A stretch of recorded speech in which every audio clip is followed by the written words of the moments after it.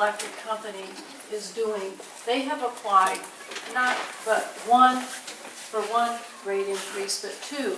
The one is that they've had on the docket now for some time is a $1.1 billion rate increase.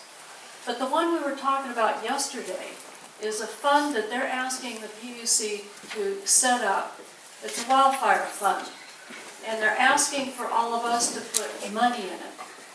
It goes back to the 2007 wildfires.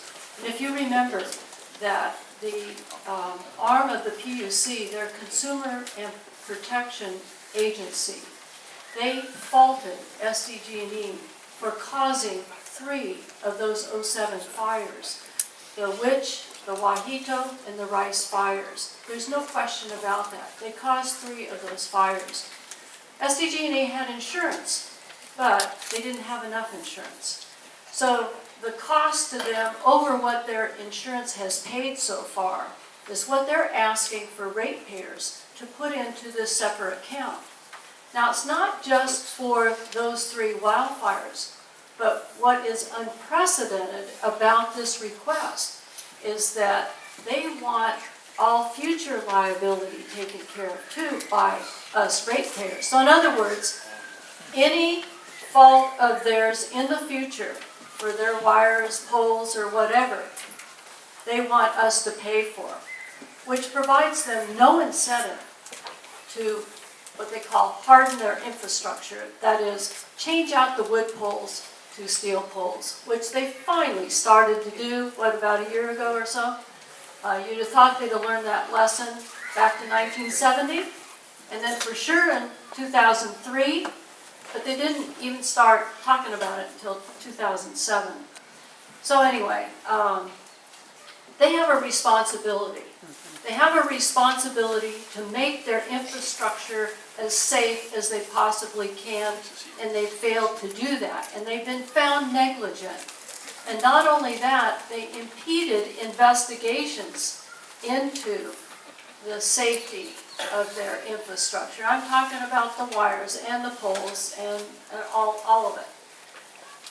They were fined over $14 million for impeding an investigation.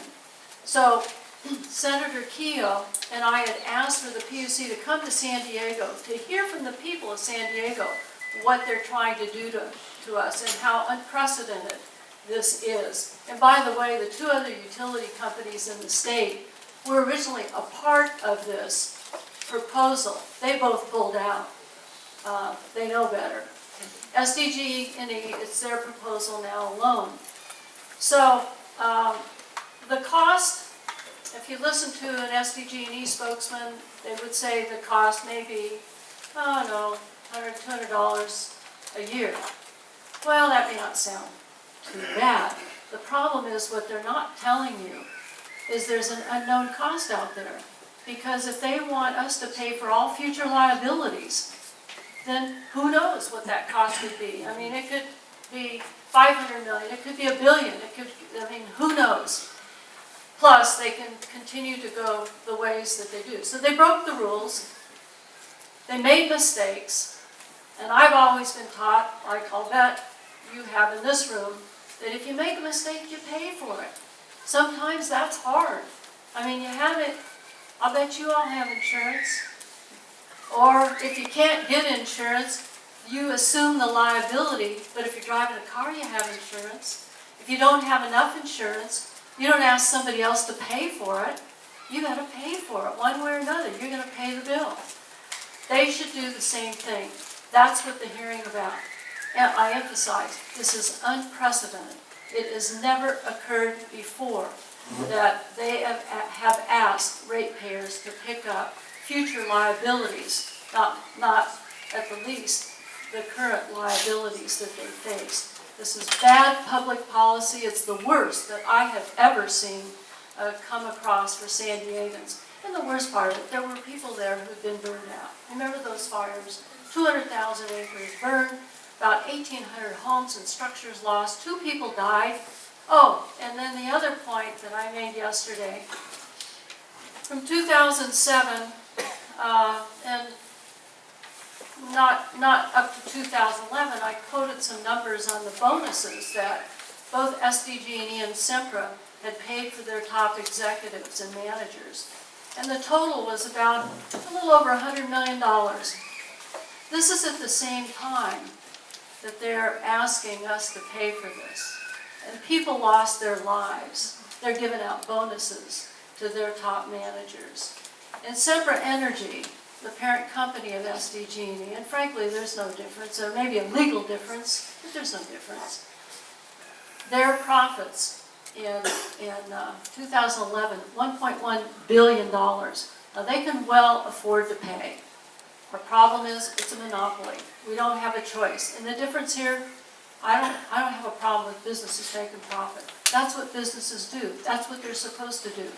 But the difference here is what they're producing is a lifeblood commodity. We cannot do without it, and we do not have a choice. Solar energy, rooftop solar, is a choice. And we want to be able to provide more choices for people so they do not have to continue to be linked to SDGE in the future for their energy sources. And that's a battle we're waging too. So it's not too late to weigh in on this. If you'd like to, you can certainly contact PUC. What will happen now, and by the way, there's still lawsuits pending on this. A lot of evidence to be brought forward that has not been brought out to the PUC in any of their hearings. And I and others ask, you might want to wait, hold off in your decision at least until you hear some of the evidence that's going to be coming out as a result of these lawsuits and some of the testimony that will be presented. I suspect that it's pretty damning in the long run. So, and it's something we all need to be very sensitive to, stay tuned into, because we're the ones that could likely end up paying. It's not right, it's not fair, and it's very wrong. So that's what about. So Commissioner Simon, one of the PUC commissioners, was down here yesterday. And I'd say I was there at 2 o'clock, and the room was full. And the second hearing was at 6. And I'll bet there were 600, 700, 800 people there. That's a lot of people. That's a lot of people to turn out. And that's a good thing, and they need to see that. So Simon will make a recommendation to the full commission. The question, are we likely to get a decision that is on our behalf instead of on the behalf of the utility? I hold out hope, and the reason I do is because we do have 3 new commissioners that have been appointed. It's a 5-member commission. They're all appointed by the governor. The 3 new commissioners have been appointed by Governor Brown, and I certainly don't agree with him on a lot of his policy issues, but we may all agree with him on this one. If there are people who put our interests, the people's interests, ahead of the utilities' bottom line, then, we'll wait and see if that happens. We don't know yet, but I hold out some hope. So that's kind of, unless you have any questions, but that's what's at risk here, and it's extremely important. If they get away with this, Katie, bar the door. There'll be more and more and more, and you'll see it up and down the state and in other places. So it's very precedent-setting.